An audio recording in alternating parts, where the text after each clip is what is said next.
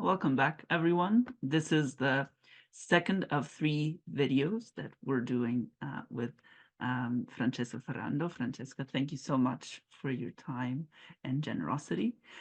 So this is a follow-up to the Q&A for Francesca's book launch a few weeks ago. And this video is about the child. And we have 2 questions to you, Francesca, on this topic. The first question is by Cassandra F., who says that because of light pollution, many children are growing up without ever seeing a starry sky. How does this change their sense of being, they ask, and if something crucial has been lost? The second question is one of your meditations in the book is mostly about post-human parenthood and education. Tohedur R, they ask if you could elaborate on possibilities for being parents and being parented, and how can post-human education question the problems of infantilization at various levels. Thank you so much, Manuel. Thank you so much, everyone, for posing these beautiful, beautiful topics. In this second block on the child, I'm going to start from the last question and then go all the way to the first one. So we are shifting the order of the questions and bringing some vital energy to our geometries of time. It is a very important question to reflect on the child that we are. I believe that in our society, there is the tendency of thinking of our childhood as a mythical time, a time that is so separated from us that we cannot longer recall, a time that is gone, a time that is a mythical time where things can happen, but they don't really happen, is the fantasy of the children. I believe that this understanding of our society, of the childhood, is very limiting. And it reflects also on the way we educate our children. And in the way most societies, there is no preparation to educate children. In our first block, we talked a lot about prehistory. And we discussed the fact that the Paleolithic time was 99% of our time as a species. During this time, humans were living in small tribes. The number, it's a variable, but definitely you can think of groups, maybe 15 to 20 people, could be a little more than that, could be a little less than that, not too much less than that, because then it becomes dangerous. You then become really easy prey for other animals. And so during those times, children were not the belonging of a specific couple. Of course, they had parents. They had a very strong connection. The parents had to carry them around when they were walking from one place to the other. They had to take care of the children. There were a lot of animals that preyed upon the human, so the human was not at the top of the food chain. But on the other side, the children were, you can really think of this saying that you need a tribe to raise a child. That is still said a lot in Africa, in Europe. The idea that, throughout all the cultures, there is the knowledge that it's not just one person's job to raise a child. It is a collective effort, not just a collective effort, a collective joy. And it goes both sides. So historically, there was never an understanding of two people in a closed space, like an apartment, having, one child or two. And that would be the nucleus. That would be how the child would spend. The child would eventually, they would leave that space, being completely disconnected, to go to a school where they would meet other parents and other children in separation from their own self, from their own nucleus. That is not how we've done it historically. I'm not saying that this is bad or good. I'm just saying that historically the human has been raised from childhood to parenthood. So eventually, from the child, eventually you may become the parent or not. I think that during nomadic time, humans didn't have as many children as after with the agricultural revolution, because once people, with a passage from nomadic life to sedentary life, Now you have the crops to take care of, you have the land to take care of, you have a sheep, you are now raising your own crops, and you need people to work the land. But this is come, really, in the Neolithic, and even you can even say at the end of the Neolithic time, the agricultural revolution. Before that, humans were not based, their diet was not based on crops, was based on wild plants, was based on wild animals. And maybe we can think that maybe they started as domesticated animals, but that it is a process.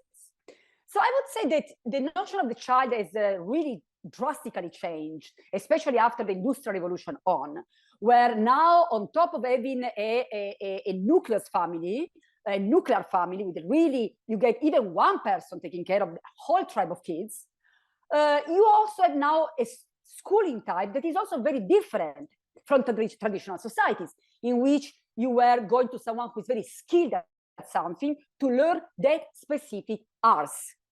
And ars in ancient Latin means the skill, to be skilled at something. And then you have a shift, and eventually you have a building where people go and teach what is considered important in their specific society, of that specific culture, which is not necessarily universal. So it is a really different time. I believe that we can really learn from our experience as Paleolithic beings. I believe that it is almost an impossible task for parents to be the parents that they want to be when maybe they are alone with 5 kids, maybe when they have to work and raise their children and clean their houses and do all these other things. It is becoming a mission impossible.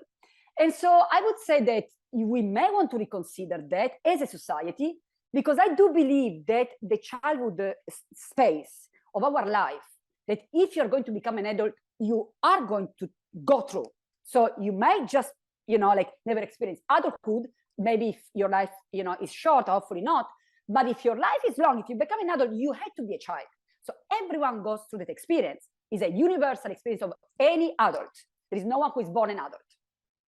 So if we consider that as such an important, elemental function of the human species, I believe that it's really important for us to take care of that, to understand what is it the human need at that stage, at that age. And this is when I know that a lot of people in our community are educators, are scholars, are writers. Not only, of course, there are people who are not, but a lot of them are. And I believe that it is such a huge role that we play in society. Educators at this point are on some level the cultural family. Once the parent is working, the child is given to this cultural family, which is schooling. So I really think that we have a big responsibility and also a beautiful task that needs to be re-envisioned.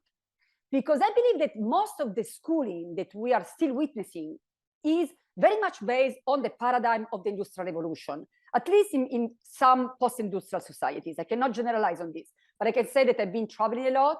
I've been talking to, I would say, thousands, if not millions of people about these topics in different regions of the world. And I would say that most people are realizing that what we are teaching needs some updates. For instance, teaching about the human is from an anthropocentric perspective, which I think is still 99% of our schooling still goes that way. The human is the most evolved species. The human is the most intelligent species. The human. I believe that we are not helping the future generations to take care of this planet, to take care of who they are. And the less we do this, the less chance we have as a species. I'm not in favor of extinction or propagation of us in completely this awareness of what is happening. I am more of a neutral observer of the human species, maybe because I am not so attached to it. I can see us, we can be beautiful, and we can really be completely ignorant about what is happening. And so I would say that it's really up to us what is going to happen in the close future. If we go on as a species that does not want to realize that we are not separated from everything else, then it is an existential obfuscation, it is not understanding who we are, and that probably there is an end to that. Is eventually you crash against yourself. It's like boom, boom, you don't understand until you dissolve. But if we do, if we understand who we are, like we have done for most of our time as a species, then we are going to embrace the child as a fundamental stage of our existence. On this, I would like to talk about a very important philosopher, a dear philosopher to me. I talk about this philosopher here and as well in my first book, Philosophical Posthumanism, because I am in debt to this philosopher. This philosopher changed my life when I was 16-year-old by reading Thus Spoke Zarathustra. I really understood my life as this ultimate work of art. And according to Friedrich Nietzsche, who was this Prussian philosopher who actually was born in 1844, died in 1900, which is a very symbolic time for him to die. He said that the superhuman, the one who really made it, is the one who transformed. He called it the metamorphosis of the spirit. And metamorphosis is a very beautiful notion because it really connected to the cycles of nature. Everything is constantly changing. A worm eventually becomes a butterfly. And so he talks about the human as this metamorphosis of the spirit that goes through 3 stages. And he talks about being the camel, the one who just accepts everything that comes from society. Any teachings, you are the student, you're just learning. Who eventually rebels and eventually becomes the lion and say, enough is enough. I want to find my own voice. I need freedom. I need space from all these inputs. I need to clean my wardrobe. I need to declutter myself. And from there, he goes to a 3rd and last stage. Not last because there is no transformation after that. In fact, being cycles, you can always go back to the camel, and then the yugas, the eternal recurrence. But the 3rd transformation is the superhuman, and is actually, he brings the metaphor of the child. As the child is the only one of these 3 stages who can play with existence. Because to the child, a pen is not a pen. A pen can be anything. Think of a very, very young child, like 1-year-old. And if you give a pen to a child, you might want to be there because they might start really chew on it. But they're going to, smell it. They're going to try to test it. Maybe it's something that you can eat. They are going to do they might try to open it. And eventually, they're going to throw it and check the next exciting game that can be maybe understanding what a key is. Because a key is not a key, can be anything. And that only the child can do because the child is completely open. There are no categorization yet telling the child a pen is a pen. To the child, very young child, 1-year-old, a pen is everything, can be anything. So in that sense, I think that we can really rediscover the face of the child as a society. And as parents, it is an interesting time to be parents. We need many more visionaries who are in this specific dharma, going through a Buddhist terminology, which is not only your duty, but your vision in life. It is a connection. It is what Arjuna has to do in the Gita, is their dharma. So it's not just an imposition. It's not an external God telling you should do that. That's not why Krishna is there talking to Arjuna. Krishna is the self, is the dialogue, is the inner and outer self, is the inner and outer guru. And so Arjuna, who is one of the characters of the main character of the Bhagavad Gita, understand that is the Dharma. His Dharma is different from my Dharma, from your Dharma. It is your vision. And it is the only path you can take because it's the only path that you are willing to take. And so in that sense, it is a great time to be parents. It is time to experiment.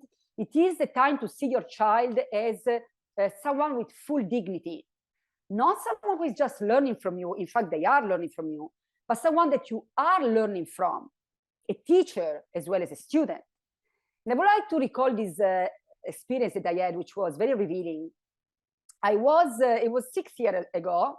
I had my child at the time she was just born, had been born.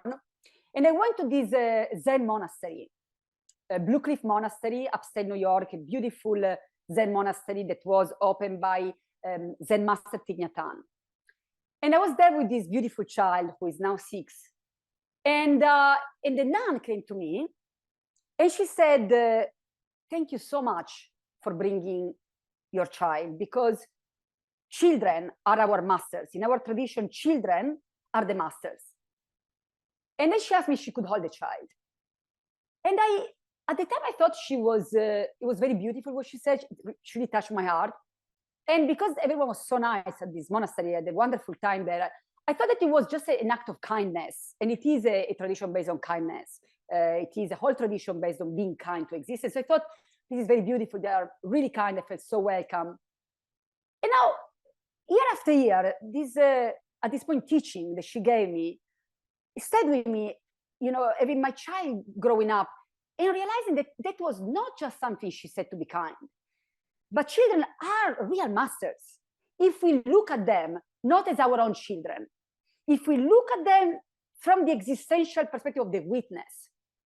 And I learned a lot just by watching my child growing and really understanding all the phases and all the way that this flow changes and unfold with different inputs and in different locations and different insights, and the age bring a different type of awareness, which is never, final awareness can be reached at any age, but it is a specific joyful time when we remember, we know, we don't have to ask that life is a game.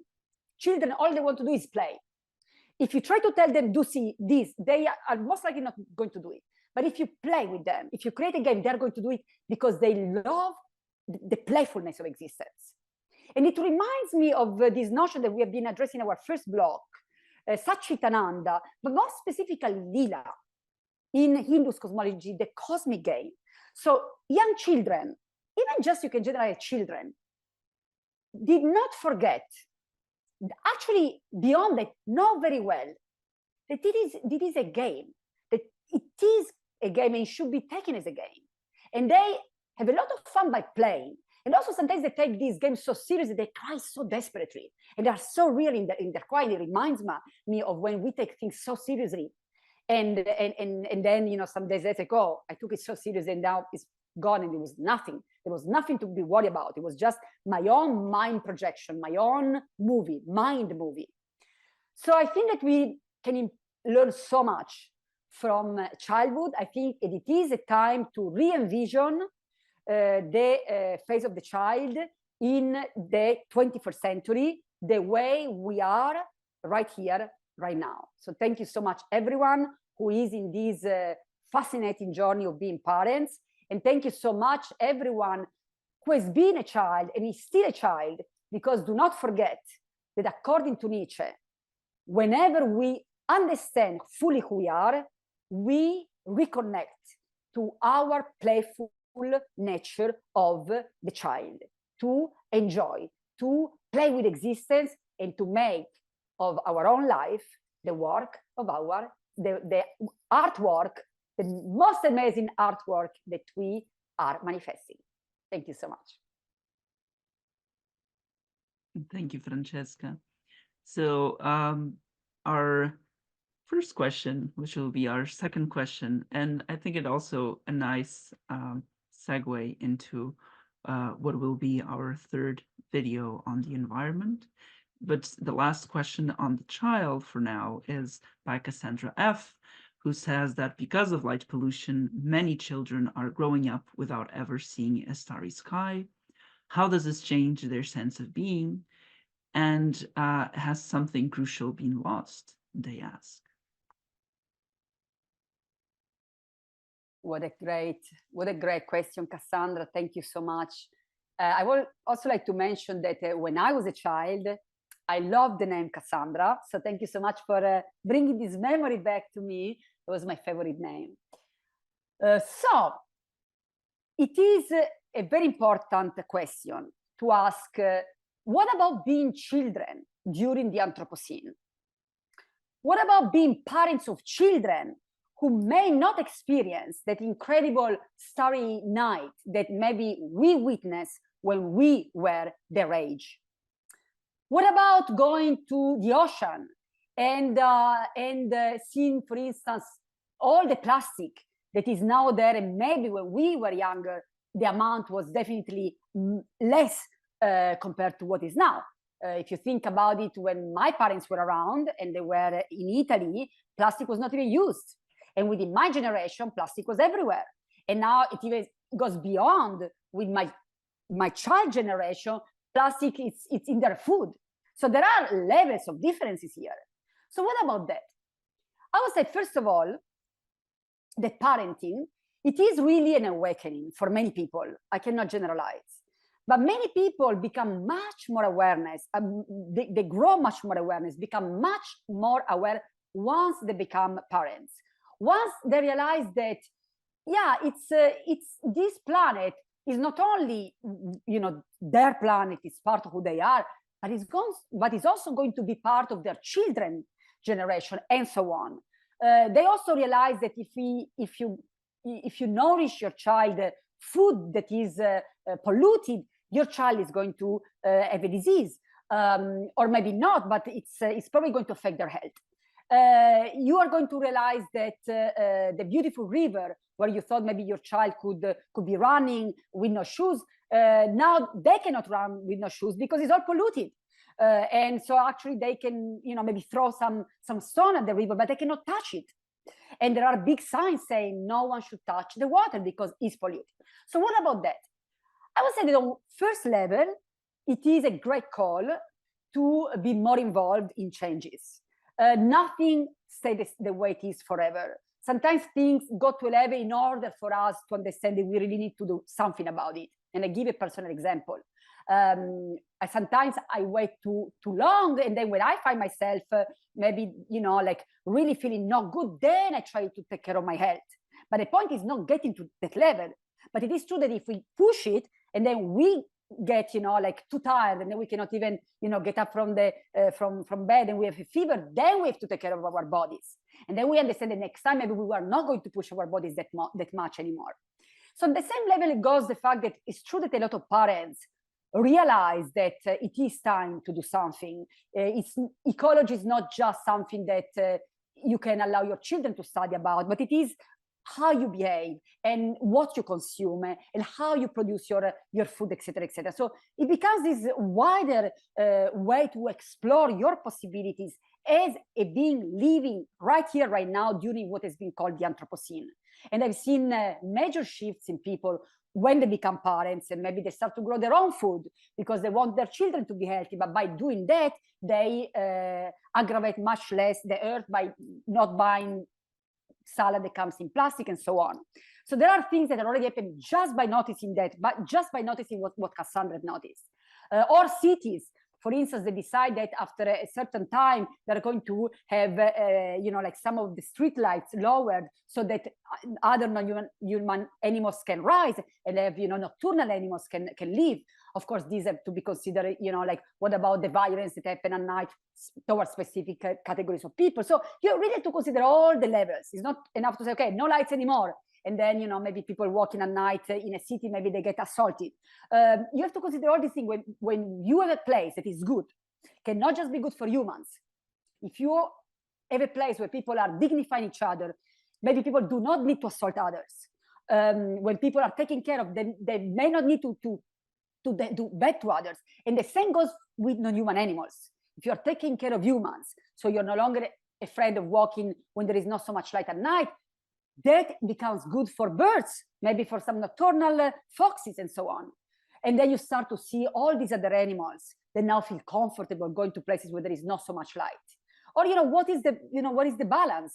How many lights do we need to feel safe? That's another question that cities could ask. So I feel that very personally, because I recently moved, some years ago, I moved upstate from the city. I used to live in New York City. There are not many non-human animals there, but there are some. But being upstate, there are a lot of non-human animals. And so I'm really conscious about, for instance, at night when I'm writing, and I am a night owl, so I, for instance, have my lights, during the night. And I can see, for instance, with the window, see insects that try to come in. And some insects actually during the summer come in and they get all confused because of my lighting. So I am aware of that, and we have deer in our area, so I always try to have like as little lighting as possible, because I want them to sleep comfortably in our surroundings. So these are important questions that on one side, let's say that if we notice, for instance, that there is too much light pollution, we can do something about it. The other side to say is that beauty is everywhere. Beauty is everywhere. Even, I remember one time looking at this picture of some cancer that was growing inside. I think it was, some human organ. And of course, you think of the human organ that was going through, and that you can feel the pain and the sadness of not being able to control this. But then I remember, the picture itself. There were some sacred geometries in the way this cancer was built around in this area, in this human flesh, the way each cell was growing in a specific order. I was like, it's so interesting, because if we think from the perspective of the organism, this cancer is not aware that by killing the organism, they die. Because if the person dies, the cancer is also going to die. On the other side, if you look just from the perspective of the cancer, I could see that there was some type of awareness that was not aware of the body, but they were having some type of connection, some type of vision that was some type of growing, that was very unique. There was some shapes there. They were very clearly. Or if we don't want to say something that maybe it can be a sad memory, the day of cancer, let's think of anything. Look at the way wires, sometimes if I am in a studio and sometimes I need to disconnect something, and I look at the wires, the way they intertwine, for some strange magic, if you leave some wires in a studio, if you go back some months later, these wires somehow have all intertwined, and it takes so long to, entangle them. But if you look at them, like, there is some extreme beauty in the way they connect. If you think of the wind, and if you think of all the leaves, and then you look, and then you look at all the spiral of leaves that, when a major, wind has passed through. Literally, if you look at everything, if you look at a ray of sun when you're walking in Cairo or New York City or of Lisbon, and this light reflect to the door of a car, and it makes a little rainbow, or just makes some shine. Beauty is everywhere, and children see that. Children see that. You can be in the most regular place, but the child will notice the magic. So the child, you cannot disconnect the magic from the child, because the child is still here to experience the magic. It's the lila that we were talking before. And so as a parent, if you find yourself in a place that is very, for example, very anthropogenic, where maybe there are not many trees, maybe there are not many stars, maybe there are not many plants, you can always show other beauties. You can show the beauty of a reflection. And they will know. Actually, maybe the child is going to show you, because the child notices this immediately. The child doesn't even need direction in noticing the mystical, aesthetical experience, because their eyes are going to be there before yours. So I would just say, be there with your child, nourish that aspect, allow them to see the beauty in everything, because the beauty is in everything. It's not just in so-called natural entities. A laptop, there is extreme beauty in a laptop. The technosphere is extremely beautiful. There is no separation at this point between what you define as technology or ecology. This is not to say that we can do anything. This is not to say that we can cut the whole forest and just replace with plastic trees. This is not what we're talking about. In fact, we're going to talk about this in our last groups of questions. But I would say sometimes it's about allowing the other to express. And for instance, very young children don't use words. They're going to use the eyes, looking at something. They are going to use their hands, trying something. They're going to be slow. And I know that in our fast-paced societies, especially industrial, post-industrial society, they're always running. I don't know towards what, but we're always running. I see constantly parents rushing their child. We are late, let's go to school. And I am one of those parents too sometimes. But then if you go slow, you realize that the child was stopping because they noticed a little tiny piece of a little tiny flower coming out of concrete in the middle of New York City. And they noticed, and that's why they were late. That's why they stopped. And so they are the one who notice stuff like that. So sometimes for us as parents, allowing us to go on their journey and also allowing to be in this journey together. the journey of discovery. You are in a bus together. Let's find something magical together. And sometimes even just seeing what they are finding without even saying anything, because the child is that. The child is the one who can tap into their own magic, knowing that the magic is everywhere, knowing that they can be everything. And that's just a wonderful meditation on the child. Thank you, Francesca, and thank you everyone who's watching for joining us in meditating on the child. So this will be the end of the second of 3 videos, and the third video will be talking more about nature, about the non-human, about the environment. Francesca Ferrando's new book, The Art of Being Posthuman, is available now with Polity Press.